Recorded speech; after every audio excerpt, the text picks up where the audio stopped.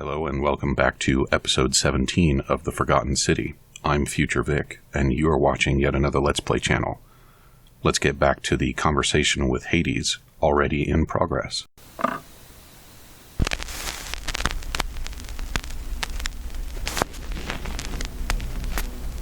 What was the wager you made? That is a long story, one that began over 3,000 years ago and continues to this day.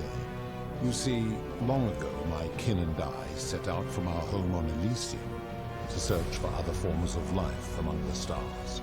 We discovered your planet and witnessed your kind evolving from primates into something lawless and barbaric. You all but destroyed yourselves, your two short lives being extinguished by violence and ignorance and disease. Yet Proserpina saw raw potential in you, and persuaded the rest of us it would be squandered without our intervention and stewardship. So we revealed ourselves to your people in a place called Sumer. We offered guidance in agriculture, toolcraft, and law, and you called us gods. For a time you flourished, but soon you were too many for us to oversee. And as you spread from that cradle of civilization, we saw something disturbing. We had sown the seeds of dependency and confusion, and soon you returned to your old ways of violence and ignorance, this time in our name. My kin had seen enough, and gave up on your kind, condemning you as barbaric and chaotic, scarcely more than animals. We began preparations to return to Elysium, our home world, a utopia unspoilt by conflict and unimaginable in its beauty. But my Proserpina could not bear to abandon your kind without guidance, and knowing it would force the rest of us to leave her behind, she made an extraordinary sacrifice. She gave up her immortality to descend permanently to the ranks of humankind. And so she began her inescapable trajectory toward death. Horrified, I acted swiftly. I placed her in suspended animation in a deep frozen sleep to prevent age and sickness from claiming her. And then I pleaded with Proserpina's father, who the Romans called Jupiter, to bring her with us to Elysium. It was and is my hope that once there, we might one day learn to undo what she has done to herself. But he refused.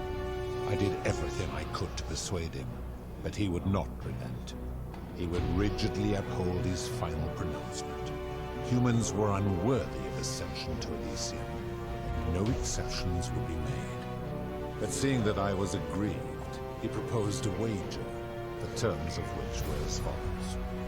If even one human city could prove itself capable of living without sin for a single year, then Proserpina and all of humanity would be permitted to join us in Elysium.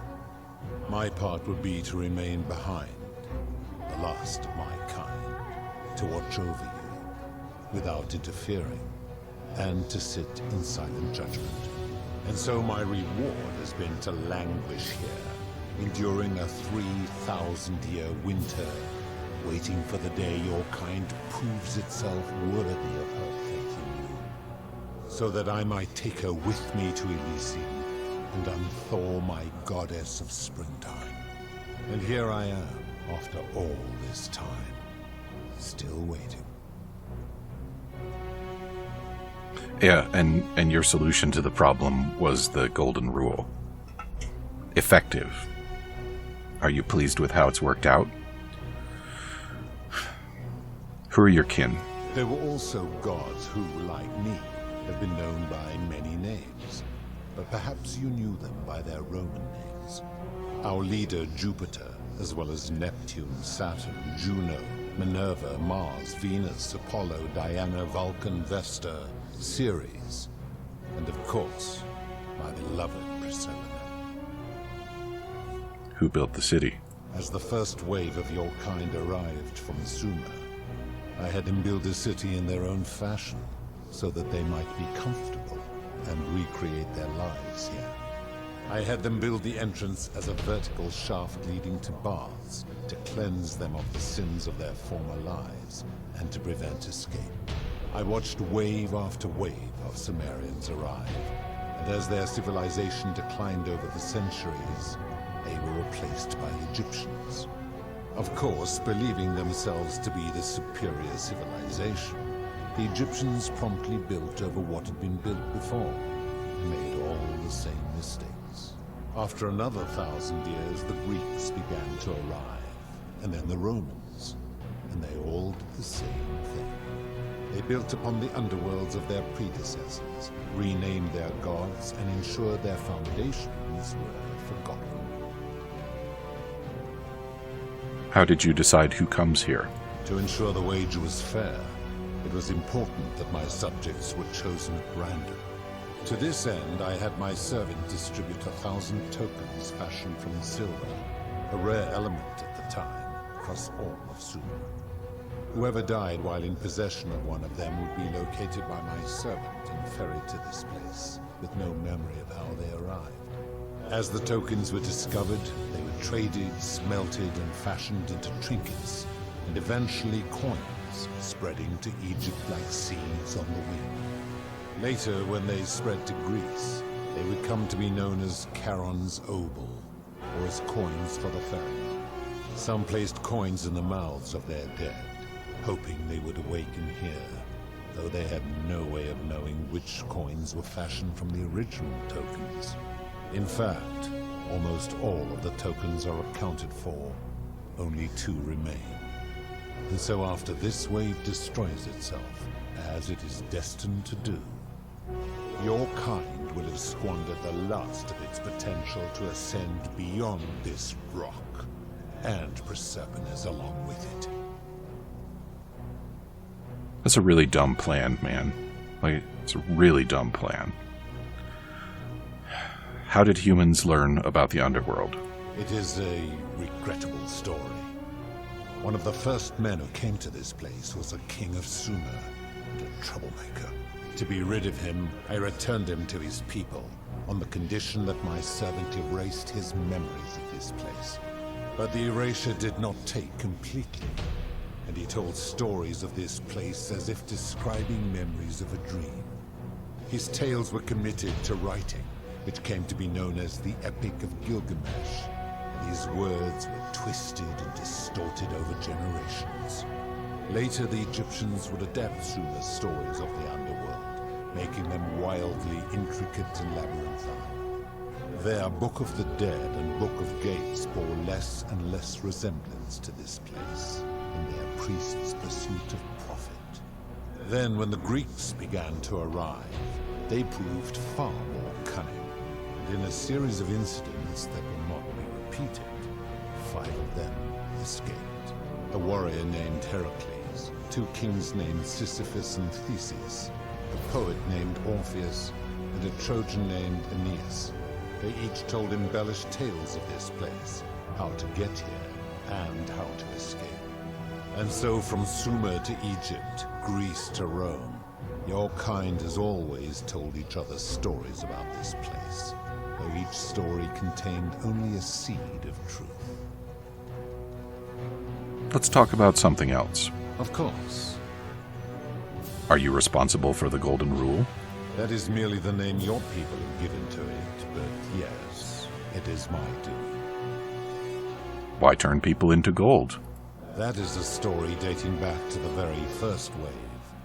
After the Sumerians finished building their city, the self-declared ruler threw a banquet to celebrate. Now this man was unmarried, and many women were vying to become his wife, a prestigious position of power and influence in a new world. Of all the women, 2 were particularly ambitious. Both were beautiful, and both arrived at the banquet wearing eye-catching dresses and painted faces, their hair woven in elaborate fashion.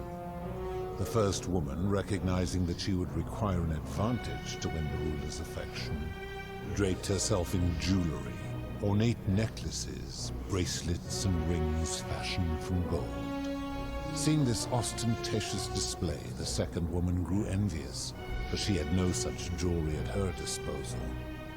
She prayed aloud to any gods that would listen to cover her in gold, and when her prayer went unanswered, she took matters into her own hands.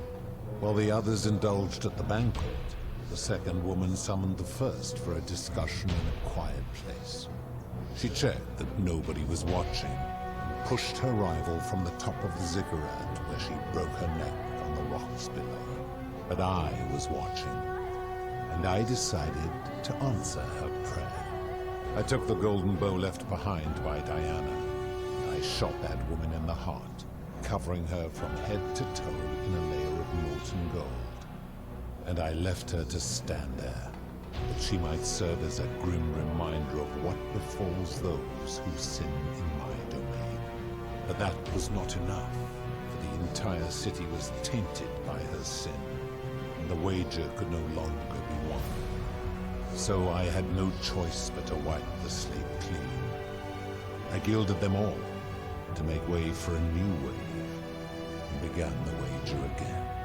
And to this day, each of them, and all who came after, line the halls of this city, inanimate but conscious, suspended in time with only their sight and hearing preserved, so they may bear witness to and lament the folly of your kind for eternity, silent golden sentinels. So you're responsible for destroying all those lives? I give your kind a second chance at life, as well as ample warning about my law. And when you disobey, and you always disobey, you force my hand, bringing terrible suffering upon yourselves. And so you ask if I am the one destroying your lives. And I say, no, you destroy yourselves. I am merely the means by which you do it. You know, your law sucks. Your warning about your law sucks. And your excuse sucks. I think maybe you're the one that's being tested, and I think that you have been failing for 3,000 years. Where did these golden bows come from? When my kin departed, they left behind many relics which I inherited. Consolation prize of sorts. The golden bow originally belonged to one of my kin, who the Romans called Diana. As my collection of golden statues grew, I chose the most ferocious among them, and equipped them each with a duplicate of her bow, and tasked them with hunting down the Forsaken at my behest. They became known simply as Furies. What do you consider a sin? I've always considered that the cornerstone of morality is the ability to determine right from wrong on one's own. No attempt to lay out rules like your Code of Hammurabi or your 12 Tables of the Roman Republic can ever cover all possible scenarios. This should come as no surprise to you, since the core principle has been expressed in many forms by many of your civilizations. The Egyptians made a rudimentary attempt with do to the doer to make him do. The Greeks refined it with avoid doing what you would blame others for doing. The Roman Stoics added, treat your inferior as you would wish your superior to treat you. Even the so-called cultists hiding among you often say, do unto others as you would have them do unto you. It is the simplest of concepts, and each one of you is born with the faculties required to apply it to any situation. Yet none of the peoples who expressed this rule were able to uphold it. Curious, is it not? Doesn't seem like you've been upholding it either. Enough. You clearly know nothing. How do you know when people sin? I'm able to commune with all of the statues in the city. Their ears are my ears, and their eyes are my eyes. Is Proserpina connected to the statues in the same way? If she was still conscious, I suppose she could, but she's not. Why do you ask? Yeah, okay. No reason. Then what an odd question. Yeah, and you're stupid. I've seen some terrible things here that you didn't consider a sin. How could you let that happen? Do you plan to speak in sweeping generalizations? Or are you going to give me an example? Debt bondage. You speak of the moneylender. How is that inconsistent with the rule? He wouldn't want to be trapped in a 30-year labor contract because of a loan. And he would never have signed a contract pledging his labor for 30 years. All he did was enforce the terms of a contract signed voluntarily by others. Mm-hmm. The whole concept is unethical. It's illegal where I'm from. Ignoring your irritating sense of moral superiority, this is interesting. I'm curious, how do people escape poverty where you're from? It's customary to take out a loan to do things. I see. And how long might it take such a person to repay their debt? Depends.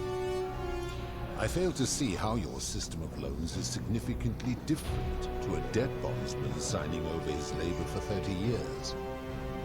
Well, we also have a concept of bankruptcy, but apparently the game isn't going to let me get into that. It's not the same. Supposing you're right, then my law has been broken, and I should turn you all to gold immediately. Is that what you want? I'm right and you know it. Then your desire to be right outweighs your desire to survive. You will make a fine statue.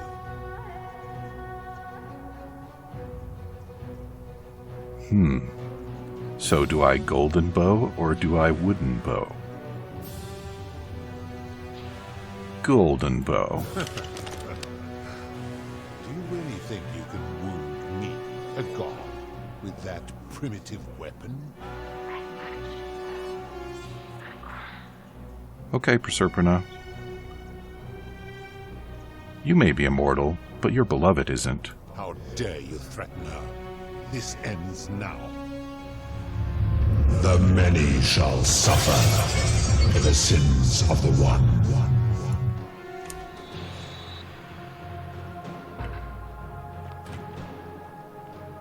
Now what? I got the crown, right?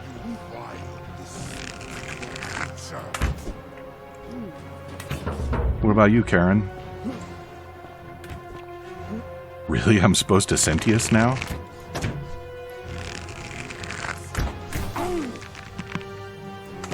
Alright, I guess I'll Sentius then. Oh, I thought I was gonna Sentius. Alright, we're gonna keep going. We've already run over time, but I'm pretty sure this is the end. And I can cut it up later if I need to. Am I?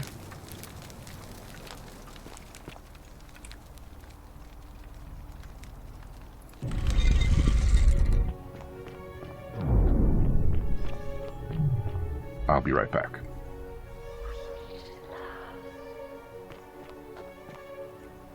And here you are.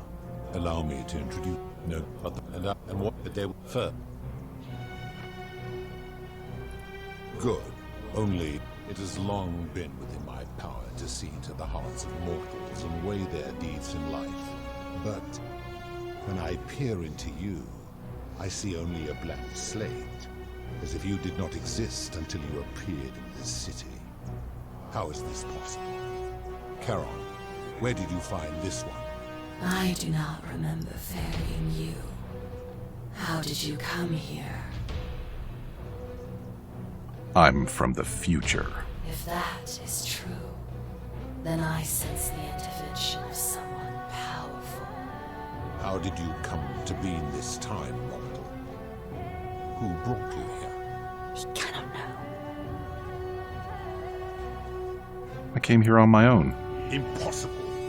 No mortals possess such power. Do you have a... I do. Yeah. I do not believe you. But we shall see just how powerful you are in time. Enough of this.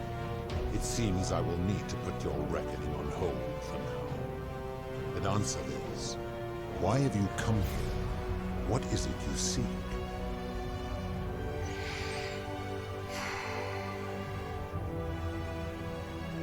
I'd like you to put an end to the Golden Rule. Your hubris is amusing, so I will allow you to make your case. But I warn you, if you anger me or waste my time with lies or wrong-headed arguments, you face death here. So, Tell me, why should I put an end to the so-called Golden Rule?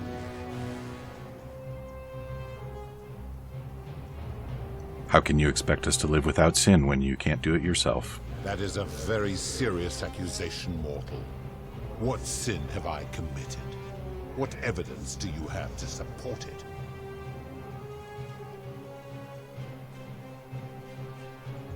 Didn't you abduct Proserpina and imprison her here? I am well aware of the story told by the Greeks and Romans of my so-called abduction. It is entirely unfair. My love was dying, and I intervened the only way I could to save her life. What would you have done? Didn't she choose to die? It was an act of rebellion against the others. She knew I would have to act to save her, and I did because I loved her. I love her still. Accordingly, I reject your argument. You've trapped people in this city against their will. These people were all dead when my servant found them. I gave them a second chance at life. Would you prefer to have simply ceased to exist? Given that the alternative is an eternity of torment trapped in gold? Yes. Then you still have the option to end your life should you wish, and you are no worse off than if I had not intervened. Accordingly, I reject your argument. And what about the ones that are made of gold and cannot make that choice? You've given terrible punishments to many people. Every one of those people was guilty of failing to ensure their peers lived virtuously. They failed collectively, and so they were punished collectively. The Romans understand this, as did the Greeks before them. If our positions were reversed, you wouldn't want me to punish you for the sins of other people. Ah, but I am a god, and you are a mortal. Why would you expect me to treat you as I treat my own kind? You are not a peer. You are not a respected equal. Let me ask you this. Do you treat insects as you wish to be treated? Do you care for their well-being as you would your fellow man? Do you ensure they have food and shelter and protection from predators? Do you give them rights? Do you destroy them all because one of them bit you? No. Of course not. Because that would be absurd, just as it would be absurd for me to treat your kind as equals. Your kind and mine can't be so different, given that you're in love with one of us. My love for her does not mean I am not superior, now that she is mortal. That sounds arrogant. Bah! For a moment I thought you might have been building to a point. But I see now you are just a hubristic little creature. If you're doing this for love, you should know that Proserpina doesn't love you. He cannot know. I see what you are doing. You are trying to undermine the one thing keeping me anchored here. You are playing a dangerous game.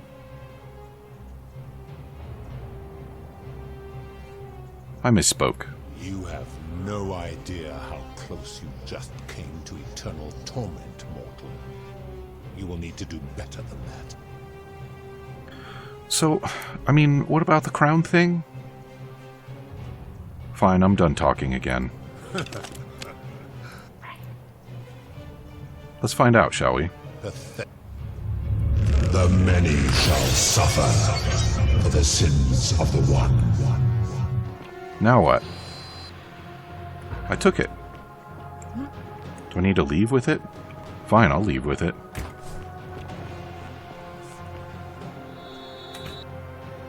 Enjoy, gold statues.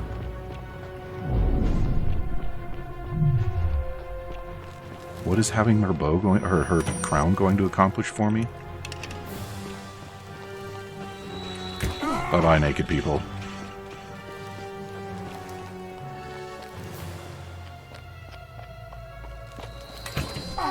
Ouchies. I really need a first aid kit or something. Oh, come on.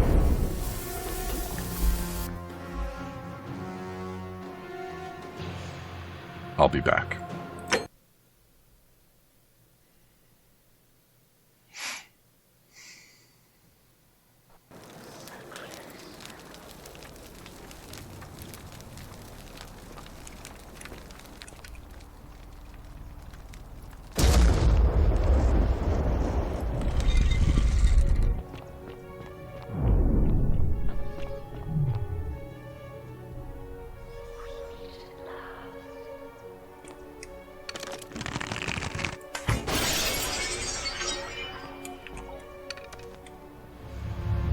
The many shall suffer for the sins of the one.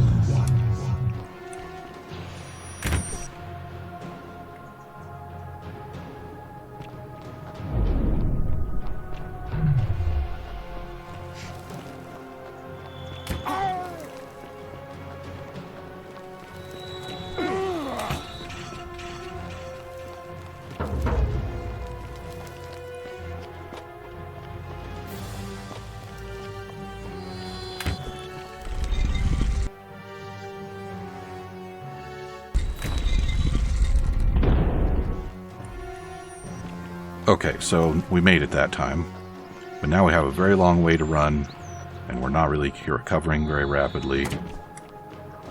So we just gotta do a super serpentine. We probably ought to remember to make better use of the zip lines too.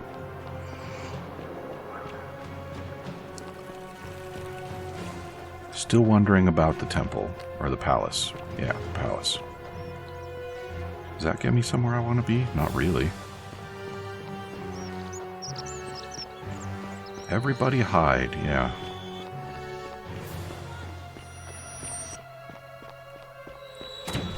Alright, we're getting close now.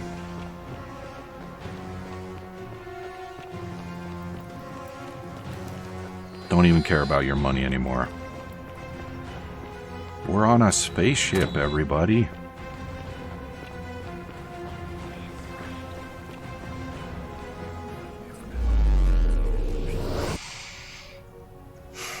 So now we've got Diana's bow and we've got Proserpina's crown. What good is this going to do us?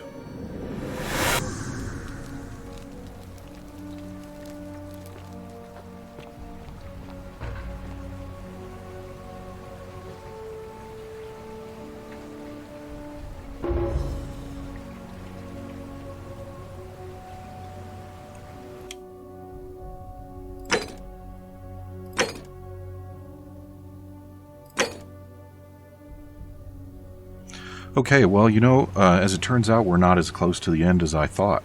So, now that we've run severely over,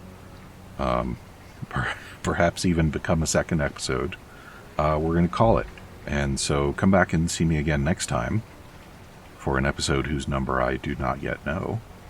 And we will see what we can do next. Talk to you soon.